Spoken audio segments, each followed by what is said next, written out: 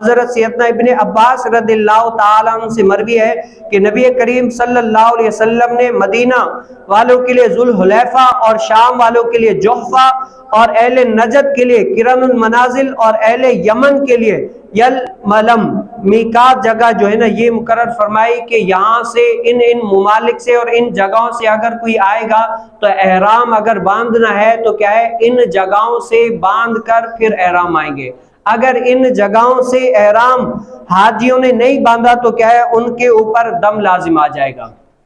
تو کیا ہے حج پہ جانے والوں کے لیے یہ بھی لازمی ہے کہ کیا ہے حج کے ضروری احکام سیکھ کر پھر جائیں. اگر اس کے علاوہ گئے نا تو کیا ہے کیا پتہ ثواب کے لیے جائیں لیکن کیا ہے گناہ کر کے آ جائیں. تو ہر چیز کا کوئی نہ کوئی، جیسے نماز ہے نماز بھی سیکھ کر پڑھنی چاہیے، روزہ ہے روزہ بھی اس کے احکام سیکھنے چاہیے. کیا پتہ کوئی ایسی غلطی کر جائیں جس کی